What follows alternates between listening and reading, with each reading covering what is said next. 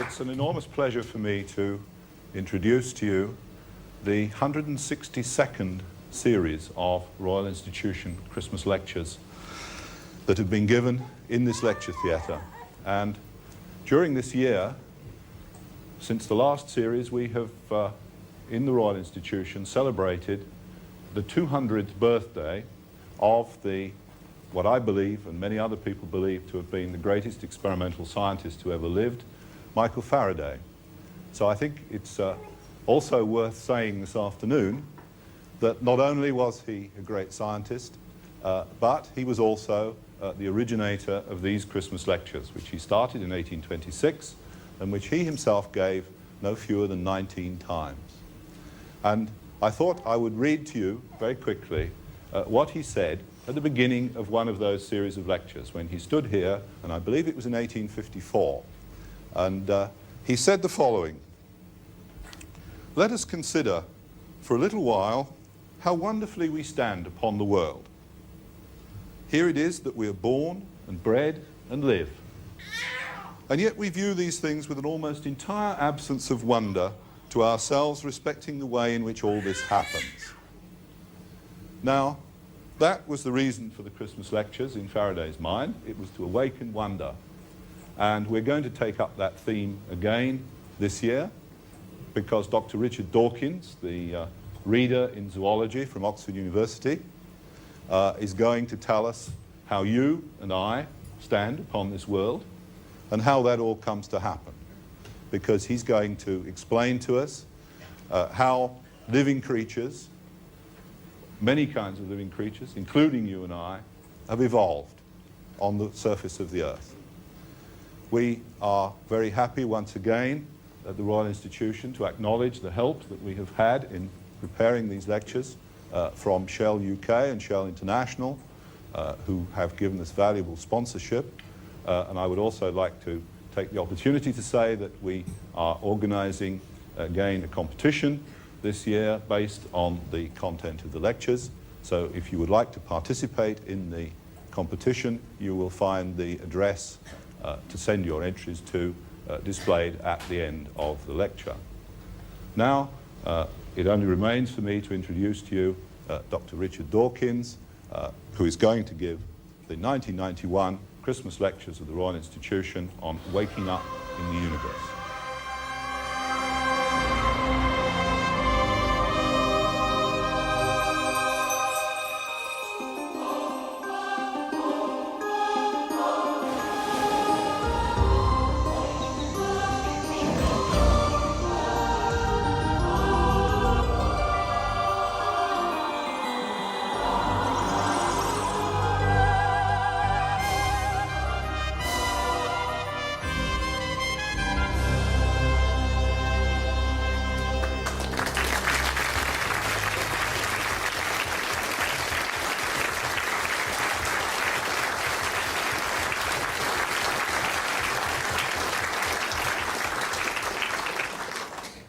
Hello, thank you very much for coming. I'd like to begin by asking you to do something for me. Would you please put your hands to your head and very gently feel your own head? Now that might seem like a very easy thing to do, but I can assure you, okay, put them down now, I can assure you that a man-made instrument that did that would be a very, very difficult thing to make. It would be a very, very expensive thing to make. As your arms go up there, precision instruments in your muscles are monitoring the exact position of all your muscles. Thousands of sensory endings in your fingers are feeling the exact texture of your hair, the shape of your ears, the shape of your skull. Your brain is measuring the width of your skull with the greatest of precision. If a human factory were to manufacture an instrument, a robot arm capable of doing that, it would cost something in the region, I would think, of £100 million. Now think about what is between your hands when you do that. Your brain. The brain is a kind of computer, but it's a computer such as no human factory has ever turned out.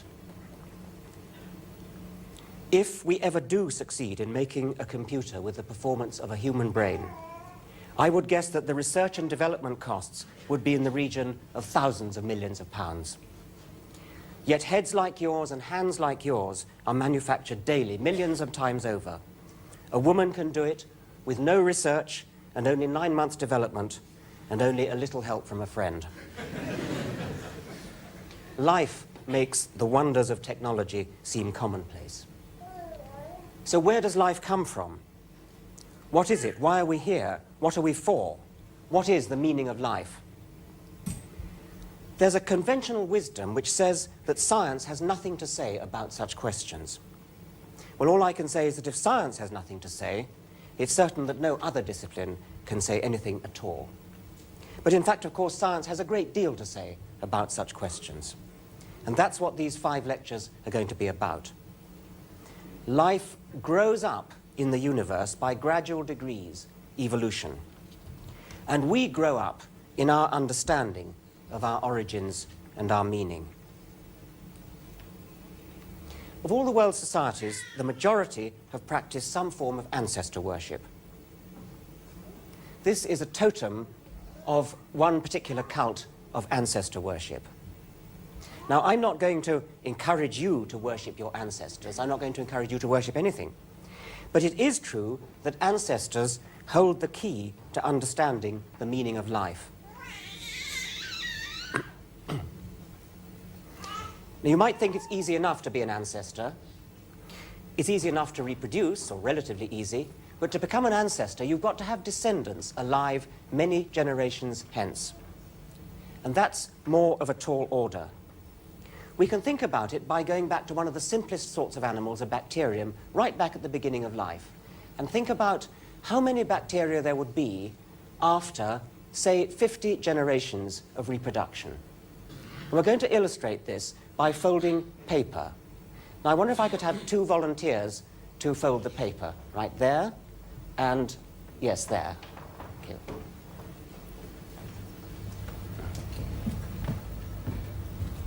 Come down here, please, and take the paper from Bryson. Right, now every time you fold the paper, that's going to represent 1 generation of reproduction. So we start with 1 bacterium, that's 1 thickness of paper. Now fold it. Yes, if you both go the same end, it might be easier. Now we've got 2. That's right. Please sit down there, that's right, fold it. And then fold it across this way. Thank you. And just go on folding it until you've done it 50 times. So what have we got to now? 4? 4 bacteria? Right, 8. 16. 32. Well, can't you do any more? Right, that's probably... All right, it looks as though they're not going to make it. We're going to have to resort to mathematics to calculate how thick that paper would be. OK, thank you very much. Do sit down. Okay.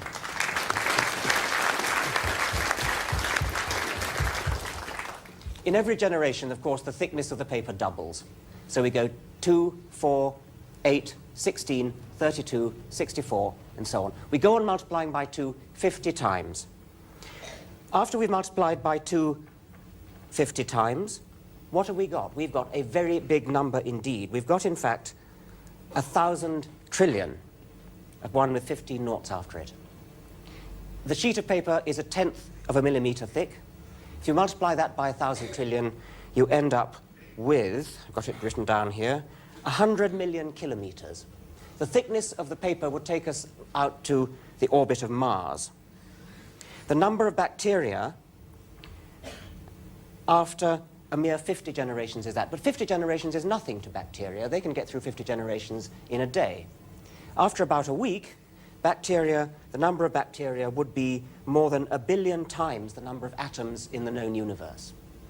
Well, that's called exponential growth, what mathematicians call exponential growth. We'll come back to it. Needless to say, it doesn't happen to the same extent, at least. After a point, natural factors come to regulate the size of the population of bacteria. Our original assumption that it was easy to become an ancestor was wrong. only an elite become ancestors. You can do the same sort of calculation, by the way, for ourselves or for elephants, as Charles Darwin did, and it just takes a little bit longer, but the same idea is there. After a fairly short number of years, you'll find that the entire universe is filled with elephant flesh or human flesh or whatever it is.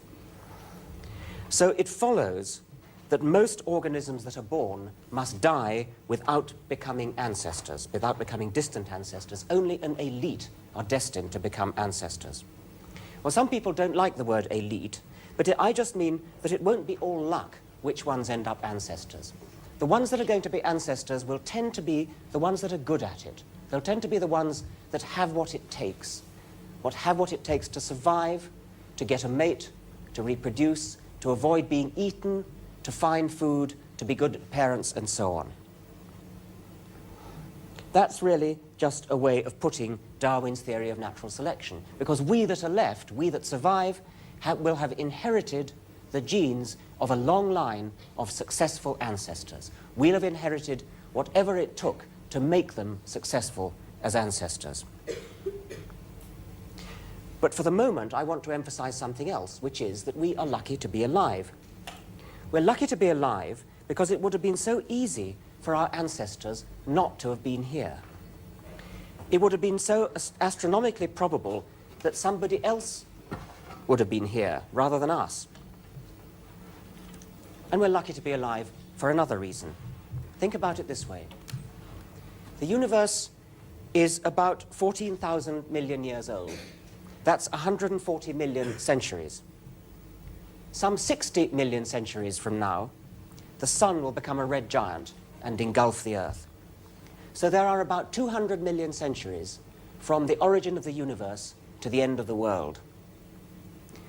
Now, of the 140 million centuries since time began, every one of them was once the present century. And of the 60 million centuries to the end of the world, every one of them will be the present century. The present century is a tiny spotlight inching its way along a gigantic ruler of time. Everything before the spotlight is in the darkness of the dead past. Everything after the spotlight is in the darkness of the unknown future. We live in the spotlight. Of all the 200 million centuries along the ruler of time, 199,999,999 centuries are in darkness. Only one is lit up, and that's the one in which we happen, by sheer luck, to be alive.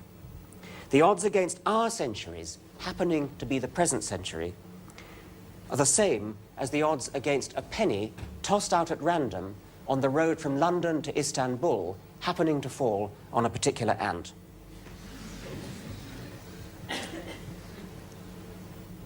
Well, in spite of those odds, you may have noticed that we are, as a matter of fact, here.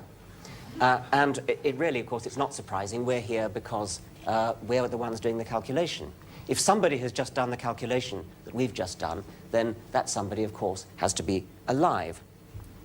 Nevertheless, I do feel rather lucky to be alive, and for another reason, too. Now, the smoke going into the beam represent stars. Each particle of smoke represents one star. And you can think of the beam as a gigantic searchlight beamed out from space and signaling from our planet in the hope that somebody else on another world will pick up the message. We don't know how likely it is that there is anybody up there. We can say that if our message does hit another planet, then almost certainly it'll be so far away that if those people up there had a telescope looking back at us, then what they would be seeing is not us at all, but the dinosaurs that was here 65 million years ago. Or in other words, our message will reach people millions of years into the future.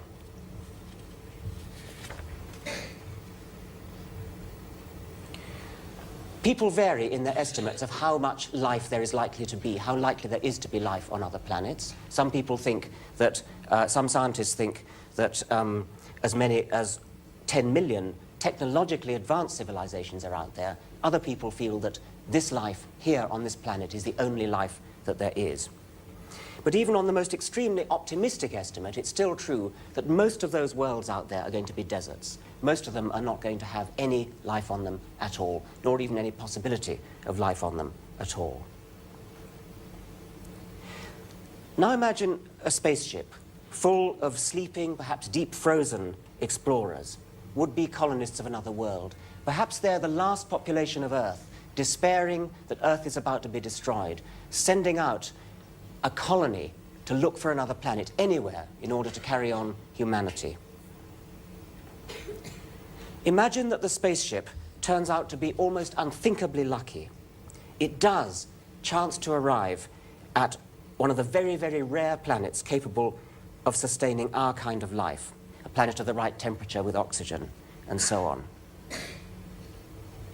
The passengers wake up and stumble out into the light, and they see a beautiful world of waterfalls, green leaves, mountains, coloured animals and bird-like creatures flitting about. Can you imagine how it would feel if you woke up, perhaps after 100 million years of sleep in a spaceship, and found yourself on such a world? A whole new world, a world that such as you could live on, a beautiful world. You'd surely bless your luck in arriving on such a rare world, walk around in a daze, a trance, unable to believe the wonders that met your eyes and ears. Well, this will almost certainly never happen to us. And yet, in a way, it's just what has happened to us. We have woken up after hundreds of millions of years of sleep. Admittedly, we didn't arrive by spaceship, we arrived by being born. But the wonder of the planet, the dazzling surprise of it, is the same, whether we arrive by spaceship or by birth canal. We are amazingly lucky to be here, privileged, and we must not waste that privilege. Here, it seems to me, lies the best answer to those narrow-minded people who are always carping on about the use of science. The founder of these Christmas lectures, Michael Faraday, was once asked by the then Prime Minister, Sir Robert Peel, what was the use of science? Sir, Faraday replied, what is the use of a baby?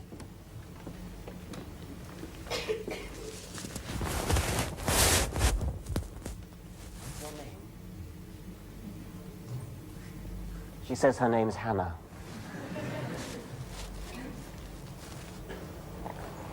Faraday said, what is the use of a baby? And I've always thought that what he meant by that must be that a baby has such potential. It may not be able to do very much now, but it will be able to do a lot. But it's also possible that what Faraday meant was that there's no point in bringing a baby into the world if all that it's going to do is work to go on living and work to go on living again. If that's all the point of life, then what are we here for? There's got to be more to it than that.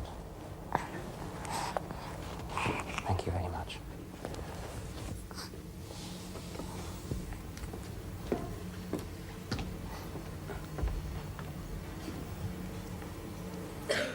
Some of life must be devoted to living itself. Some of life must be devoted to doing something worthwhile with one's life, not just to perpetuating it. This is, of course, how people quite rightly justify spending taxpayers' money on the arts and on conserving rare species. But sometimes when we justify academic science on those grounds, people get rather Philistine and say things like, oh, so you think the government should spend money on your scientific research because your research is fun for you, do you? Fun isn't really the right word, is it? After sleeping for 140 million centuries, we have finally woken up in the universe. We've opened our eyes on a wonderful planet filled with colour, teeming with life. Before very long, we shall have to close our eyes again. Finding out about the universe in which we've woken up, answering questions like, what are we doing here? What is this universe in which we've woken up? What is life, and what, if anything, is it for? Surely the enterprise that answers questions like that, science, deserves a better title than fun. Put like that, doesn't science sound to you like just about the most worthwhile way in which you could possibly spend your short time in the spotlight? Now, of course, if you spent all your time wandering around the world gasping at everything and saying how wonderful, how amazing, I've woken up after 100 million centuries, what a trip. People would think you were a bit odd and you might even get arrested. We do, of course, have an ordinary life to get on with. We do have a living to earn. We've got to earn our living being a solicitor or a lavatory cleaner or something like that. But nevertheless, it is worthwhile also from time to time shaking off the anesthetic of familiarity and awakening to the wonder that is really all around us all the time. So how are we going to shake off the anesthetic? We can't actually go to another planet, but fortunately we don't need to, because we can go to regions of our own planet which are so unfamiliar that they almost might be another planet. This is another planet. This is Jupiter. It's a fantasy picture of Jupiter conceived by the astronomer Carl Sagan, and he's imagining life forms that might live in the upper atmosphere of Jupiter, called floaters. If there were life forms in Jupiter, they would be called Jovians. So let's use the word bijovians for creatures on this Earth that are so odd that they might almost be from another planet. Here, for instance, is a deep-sea fish. You would have to go on a long journey in a submarine or in a diving suit to see that fish. This is exactly the same species of fish. The only difference is that this has just had a meal and that hasn't. That's looking for a meal, as you can tell from its ravening jaws. These creatures look pretty monstrous to us. I suppose by their standards, we might be thought monstrous.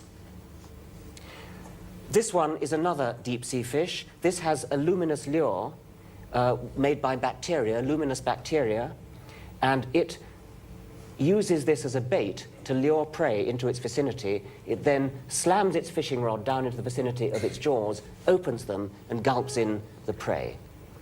A very weird bijovian creature. We don't even have to go to the deep sea, as a matter of fact, to see pretty weird creatures.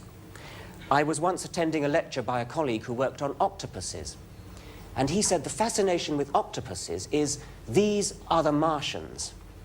And he meant that, look at this creature could easily be from Mars, couldn't it?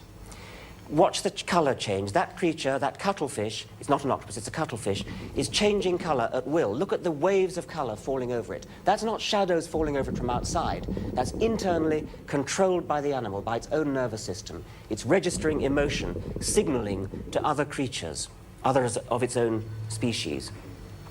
Bijovian creature.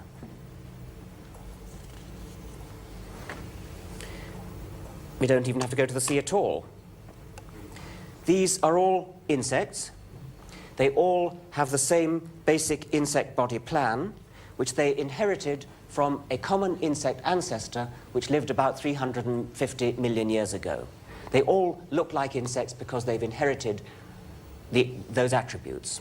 They all have a head, a thorax, an abdomen, but in this case it's enormously elongated to look like a stick. Here, the same body is flattened out in this bug. Again, the head, thorax, abdomen, 3 pairs of legs, antennae, wings. Here, butterflies, the same basic body plan, pulled and stretched, kneaded into different shapes. But basically, the same shape. They've never quite shaken off their ancestral influence. But we were talking about shaking off our anesthetic of soporific familiarity. And another way to achieve the illusion of waking up on a distant planet is to shrink ourselves, to go on a different kind of journey, to a much smaller scale than we're used to. This is a dust mite. It's the sort of thing that you've met often in the carpets of your own home, but didn't know it. It's hugely magnified by an instrument like this, which is a scanning electron microscope. And we can use the scanning electron microscope just as though it was a telescope pointing at some distant planet. So strange are the sights that it shows us. I think we have a volunteer to work the electron microscope. Now, your name is? Louise. Louise. Do sit down, Louise. Now, on the screen at the moment, we have what looks like a jungle. We can think of it as a jungle on another planet. Now, you know how to work the joystick and navigate around. You also know how to zoom out and in. What about zooming out and seeing what this jungle really is? Okay, let's go slowly now. There's some curious rounded objects there. Go further. 2 little patches of rounded objects. Go further. Go on. Right, now I think what we're seeing is the head of a mosquito. There are the compound eyes, lots of different facets of the compound eyes on either side. In the middle are the sockets of the antennae. Zoom out further. And again. And there's the whole head. You can see the whole round head with the sockets for the antennae and the rounded compound eyes with all the different facets. Now perhaps we can navigate to a different insect. Yes, the machine has been pre-programmed to move now to a different part of this strange landscape. And I hope we're going to see something else in a minute. What's this here? Looks like another jungle. So let's move around and explore what we think it is.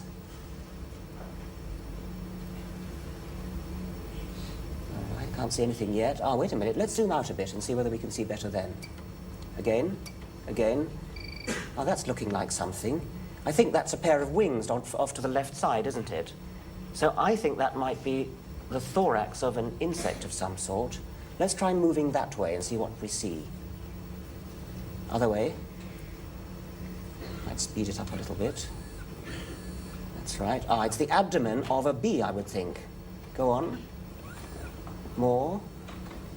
Now, what's that? There's something curious poking out. Try and steer your way around so that's in the middle. Other way. And then down a bit. Now zoom into it. I'll keep steering, shall I? Right, zoom in. Need a bit of focus, I think. Can we do that? It looks to me like the head of something else. Zoom out again.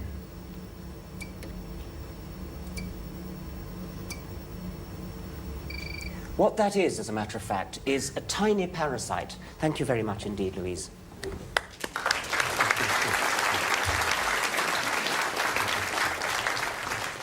It's a tiny insect parasite called a strepsipteran, which is parasitizing a bee, and what you saw was the strepsipteran poking out below the armor plating of the bee there. There's its compound eyes, and there's its body, and that is one armor plate of the bee.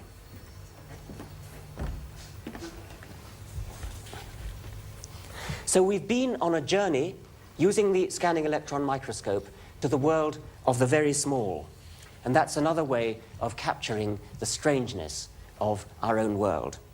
Yet another way is to go into our own bodies and look at the detailed structure of our own bodies. For example, this is a picture of a human brain. And each of these black things is one brain cell. And you can see how many there are. There are only a tiny fraction of them stained to be seen here. And the bewildering forest of interconnections between them. The total length of nerve cells in a human brain, if laid end to end, would stretch right round the circumference of the world, not just once, but 25 times. Well, that's not in itself a very interesting fact. For one thing, if you actually did that, and you sent a message from one end of this vast, great nerve to the other, it would take about 6 years to get to the other end of the nerve.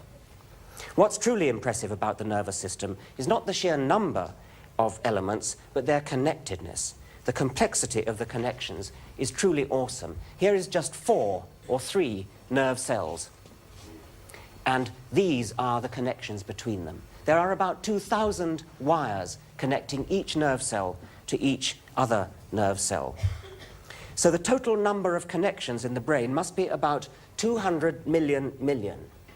To put that into perspective, if we assume that each of those connections is equivalent to one switching unit of a computer, this gives the brain about 10 million times as many switching elements as a typical desktop computer.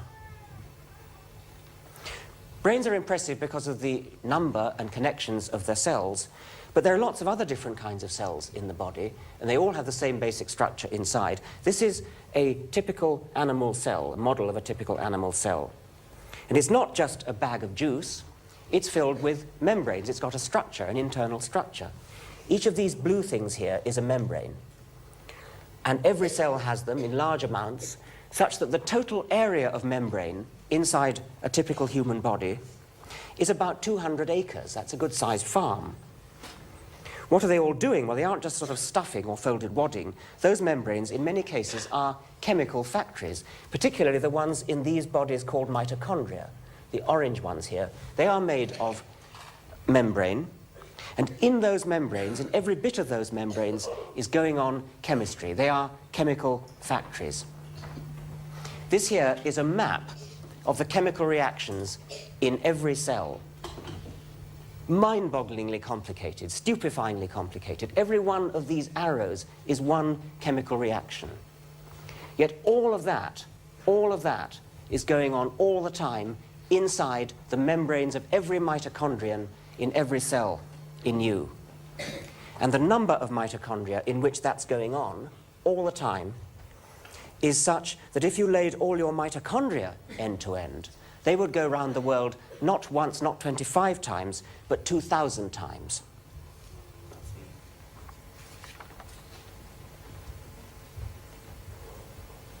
In the nucleus of the cell, right in the center, is the DNA. The DNA, the magic molecule, the molecule of life, the most important molecule in the world. That molecule conveys the information from generation to generation about how to build a body. The total amount of information is such that if you were to eat a steak, when you eat a steak, every time you do it, your teeth are mangling, are shredding the equivalent of 1 billion copies of the Encyclopedia Britannica. That's the kind of destructive work you can do with your teeth.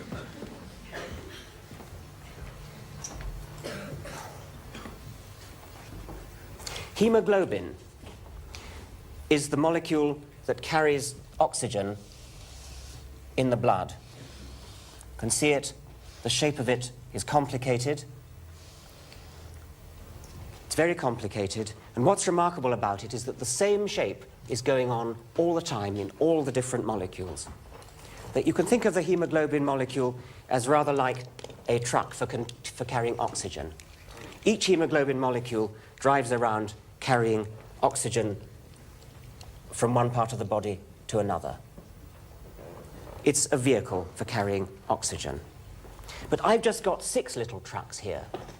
What's remarkable about hemoglobin is that the number of them in your bloodstream is not just 6, it's 6,000 million. And they're all very complicated, they all look like that, they all look exactly the same as each other. And they're all being destroyed and new ones being created all the time in your blood at a rate of 400 million every second. Another way to shake off the anesthetic of familiarity, another way to experience something a little bit like going to another planet, is to go on another kind of journey backwards in time on our own planet. The best way to do this would be with a time machine. But even Bryson Gore and the Royal Institution can't lay on a time machine for us, so we have to use fossils. One of the most difficult things to grasp about fossils, like this trilobite here, is how old they are. You can have no conception how old that animal is. In case that sounds patronizing, let me rephrase it. I can have no conception how old it is. I can tell you in words how old it is. It's about 500 million years old, perhaps a bit more. But to tell you in words, and really to understand what that means, is another matter.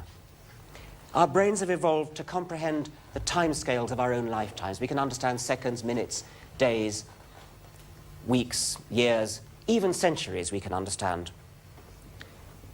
When we come to millennia, thousands of years, our spines start to tingle. Epic myths like Homer's Odyssey, tales of the Greek gods, Zeus and Apollo and the others, the Jewish heroes, Moses and Joshua and their god Yahweh, the ancient Egyptians and the sun god Ra, these all give us an eerie feeling of immense age. We feel that we're peering back into the mists of antiquity. Yet on the timescale of this fossil, those mists of antiquity don't even count as yesterday. This is a cuneiform tablet from Mesopotamia, somewhere around the 7th century BC. It's, let me see, my cuneiform's a bit rusty. Yes, it's a legal document on the sale of some land near Nineveh. Yes, that's right. This here is another thing that gives one the same feeling. This is a Bronze Age warrior's mask that was dug up in the last century by a famous 19th century archaeologist, Schliemann. And he said, "I have gazed upon the face of Agamemnon." Now, this, as a matter of fact, it wasn't the face of Agamemnon, but he thought it was. And to him, that was his way of being awed at the immense age of it. He was feeling himself going back through those mists of antiquity. Let's try to get a feel for how old things really are, and then try to fit our trilobite onto the same scale. I'm going to take one pace to represent 1,000 years, and I'm going to start at the time of the first Christmas. So this little brooch here dates from the time of the first Christmas, 0 BC. If I take one pace, I'm back at 1000 BC, about the time of the tablet that we've just been looking at, about the time of King David. Another pace, 2000 BC, and this Bronze Age axe head. Another pace, 3000 BC, about the time just before the building of the Egyptian pyramids. Another pace, this piece of pottery, 4000 BC, about the time when Archbishop Usher calculated the beginning of the world and Adam and Eve. But we've hardly started yet. We've got a long way to go. Walking from one side of the green bench to the other, we've gone back to 4000 BC. This is Homo habilis. She, or someone very like her, is our direct ancestor. She lived 2 million years ago. To get back to her time, you would need, on the same scale of pacing, to go about 2 kilometers, quite a long way. Now, we've got some more ancestral portraits, and I'm going to call them up in order. So will the person who's sitting behind Australopithecus, the first one, please stand up? Thank you. That's Australopithecus. He is probably a direct ancestor of this one. He lived about 3 million years ago. So we'd have to walk 3 kilometers to get to his time. Now the next person, please. Thank you. That's Ramapithecus. That would be possibly an ancestor not just of us, but also of all the great apes. And he's about 14 kilometers away on our scale. The next one, please. Thank you. That's an early primate. And that, to get to that one, you'd have to walk to about Hemel Hempstead to get to the age of that creature. The next one, please.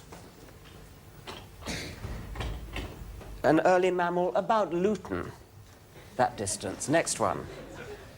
An insectivore with the little millipede in its jaws.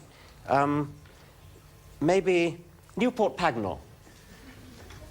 The next one, please. That's an early mammal-like reptile, and its distance is about Manchester. The next one. An amphibian. Middlesbrough. And the next. Right, that's a fish just coming out of water, just leaving the water and coming to the land, and its distance is about Carlisle.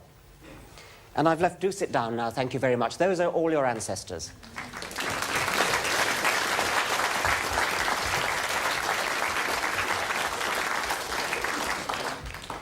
This one is the oldest of all the ones we've got here. It's about the same age as the trilobite that we started with. They might have met. This is Pikaia, and in order to find its age, you would have to slog it out all the way from here to Glasgow. And remember that our perception of historical time, back to the mists of antiquity, is a couple of paces across this green table. And even with Pikaia, we haven't finished, because there are lots and lots more ancestors before Pikaia. If we go back to the origin of life, to the first bacteria, we're going back 3,500 million years. And in order to pace our way back to that age, we would have to march all the way from here to Moscow. These are the sorts of ages that we have to understand if we're going to understand evolution, and our brains are not equipped to do so. And when we were looking at our ancestors around there, we could be misled because it gives the idea that evolution is marching inexorably towards a climax, the climax being, of course, us. And that's not the way it was. Evolution was marching in thousands and millions of different directions at once. This here is not the Royal Institution Christmas tree. It's the Tree of Life, and it's a representation of a tiny, tiny fraction of the lines of evolution that there were. The origin of life is down here. This is the first 1,000 million years of life here, coming up here. Now, each of these branch points represents an ancestor of whatever lies up the branches from it. So, for example, there are the plants. This, I should say, is definitely not to scale. I've just noticed. So never mind that. Forget everything about scale on this tree. What is correct is the order of branching, but not the detailed distances of the branches.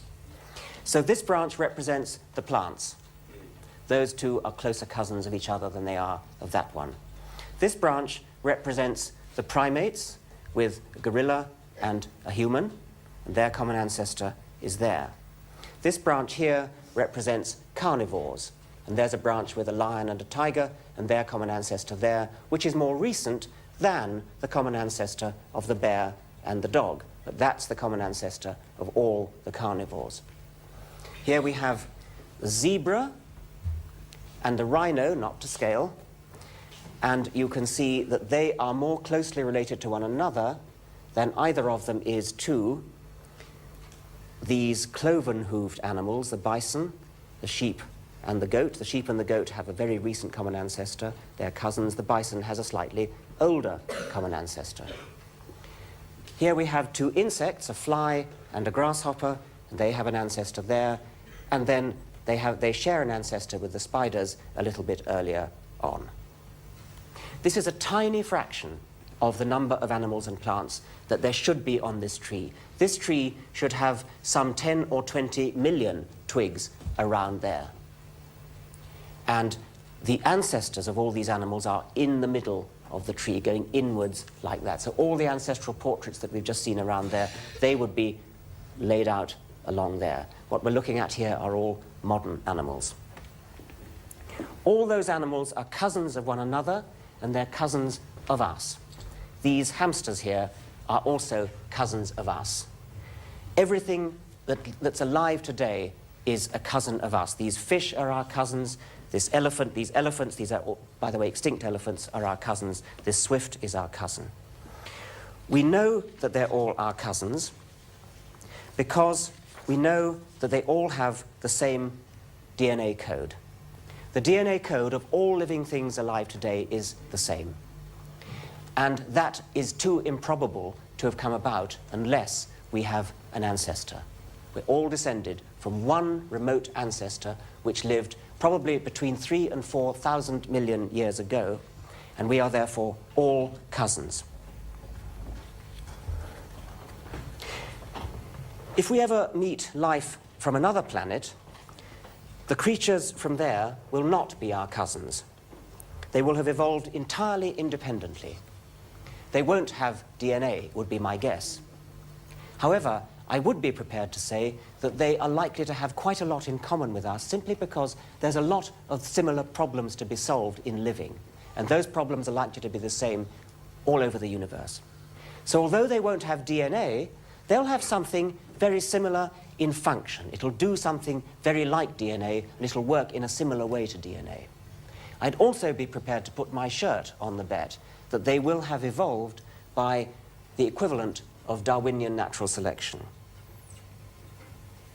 If we're ever visited by life forms from another planet, they will certainly have evolved the power to think and do science. Otherwise, they couldn't have got here. And their science is bound to be essentially the same as our science. This is because the principles of physics and chemistry are the same all over the universe. They'll have the same values of the constant pi as we have. They'll have Pythagoras' theorem. They'll have relativity, although they won't attribute it to Einstein. They'll probably find us pretty childish, but they'll be quite kind about our science. They'll pat us on the head and say, well, what you know about the universe is pretty much correct. You've got a lot to learn yet, but you're doing fine, keep it up. That's what they'd say if they were talking to our scientists. What if they were talking to our best lawyers or literary critics or theologians? I doubt if they'd be so impressed. They might be, their anthropologists, the equivalent of their anthropologists, might be interested in us, but they would be bound to notice that our cultural beliefs are very local and parochial, not just by their standards, their universal standards, where they certainly would be, but even by our own standards. Because what people believe on our planet depends so much on whereabouts on the planet they happen to be born, which is a fairly odd thing. The Adam and Eve myth is believed by a lot of people in certain parts of the world, but if you go to other parts of the world, you'll find them believing very different myths. This is a Hindu myth, which is also very beautiful, and there are other Hindu myths as well. This is another Hindu myth of churning the milk of the ocean with a churn, gods and demons churning an axle with a turtle on the bottom, and out of the ocean came, as butter comes out of milk, came all living creatures. These creation myths are very beautiful, but they're all different from one another, and they can't all be true. And it's very odd if people believe simply what the other people in their own country happen to believe just because they're in that country. Look how scientists handle their disagreements now. Take a particular disagreement. Why did the dinosaurs go extinct? There are various theories. This is the theory that a comet or meteorite hit the Earth and caused a catastrophe that drove the dinosaurs extinct, and a lot of scientists believe that. A lot of scientists, on the other hand, believe that a virus killed the dinosaurs. And another lot of scientists believe that the mammals arose and ate the dinosaurs' eggs. Now, no doubt there's something going for all those theories. The point is that different scientists believe them. And the reason why they disagree is that there isn't enough evidence yet. Everybody knows, everybody agrees about what sort of evidence would be needed in order to make them change their mind. But suppose science worked like creation myths, or like languages. Here we have a map of world languages. In this red area, English is spoken. There, Spanish is spoken. There, Russian is spoken. And it's quite natural that you should be able to plot a map like that people should speak the language of their country. But what if scientific theories were like that? What if we had a similar map of the distribution of scientific theories? Suppose in the red area, everyone believed the meteor theory of the dinosaur extinction. And in that area, everybody believed the virus theory. And in that area, everybody believed the mammals eating the eggs theory. Wouldn't that be a pretty silly sort of science? Imagine the scene, two scientists arguing, and one of them says, I believe that the dinosaurs went extinct because a comet hit the Earth. Why do I believe that? Because that's what my father and grandfather believed. And that's what people in my country have always believed. But I believe that it was a virus that drove the dinosaurs extinct. Why do I believe that? Because my father and grandfather believed it, and that's what people in my country have always believed. Or, suppose the conversation went like this. Never mind the evidence. I just know that a comet struck the Earth because it's been privately revealed to me that a comet struck the Earth. But I just know that it was a virus because I just know it because I just know it because I have faith that it was a virus. If you overheard conversations like that, you'd think they were pretty odd scientists, wouldn't you? You'd see no reason to believe any of them. Growing up in the universe partly means evolving from simple to complicated, inefficient to efficient, brainless to brainy. But it also means growing out of parochial and superstitious views of the universe, growing up to a proper scientific understanding of the universe based upon evidence, public argument, rather than authority or tradition or private revelation. Growing up means trying to understand how the universe works, not copping out with supernatural ideas that only seem to explain things but actually explain nothing. Well, you might say, can we really afford to be snooty about the supernatural? After all, many of us have probably had uncanny experiences that sound like telepathy. We perhaps dreamt about somebody whom we hadn't thought of for years, and then the very next day we had a letter from them, and we think, what an amazing coincidence. There must be something supernatural. It seems so spooky. That's a supernatural explanation. What would a natural explanation of an event like that be? Well, what we've got to do is to come to a proper assessment of how likely it would have been that this could have happened anyway by sheer luck. And there are ways of doing that, and we can run a very simple experiment here on a very small scale. We're going to do it by tossing pennies. It may be that somewhere in this audience is somebody who is psychic and is capable of willing a penny to come down heads or tails. And what we've got to do is to identify that psychic individual. So Bryson is going to toss a penny, and I'm going to ask everybody on this side of the... We'll forget about the gallery because I can't see them up there. Everybody on this side of me here is to will it to come down heads. Really think of it coming down heads. Try to make it come down heads. We'll try to see whether the psychic individual is that side. Or on this side, everybody should will it to come down tails. OK, so off we go. Tails. Tails, right. So if we've got a psychic individual, it must be on this side.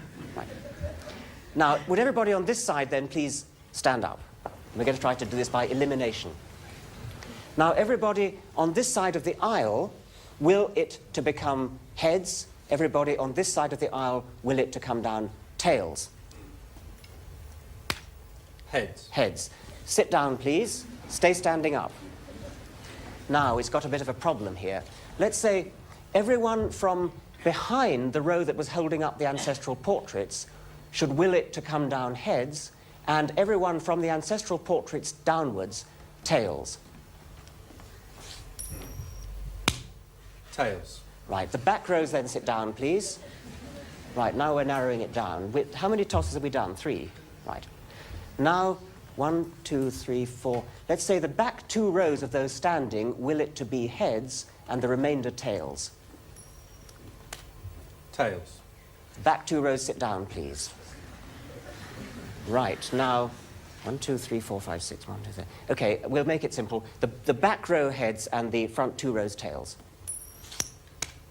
Tails. Back row sit down. Right, back row heads, front row tails. Tails. Tails. Now, right. Let's say that from Coca-Cola to the left, heads, and the other one tails. Heads. Heads. Down, please. No, Coca-Cola stand up, right. Right. Heads, tails.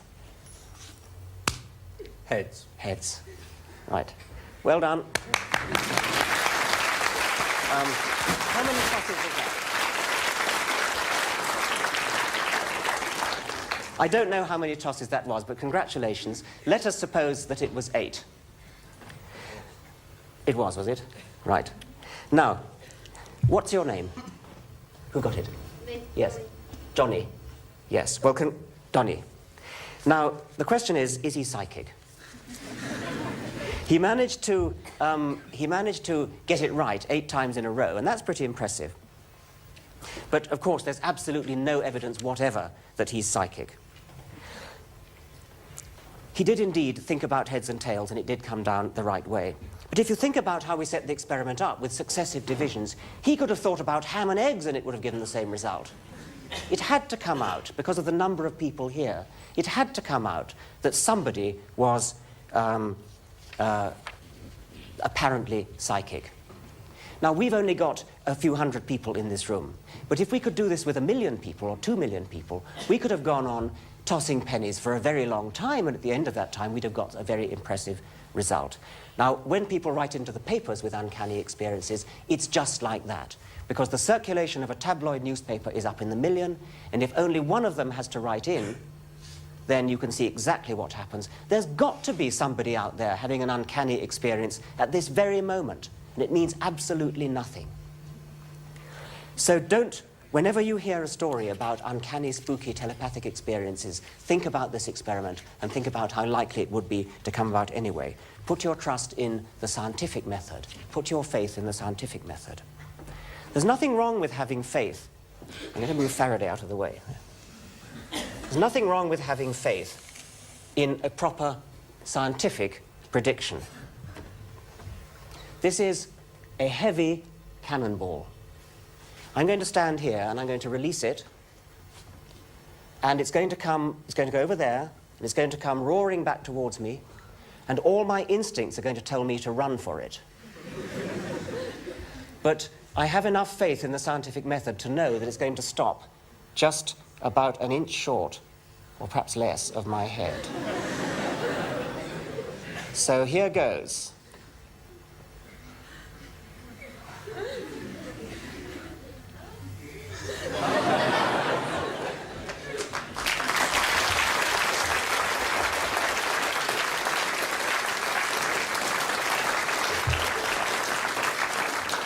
I felt the wind of it.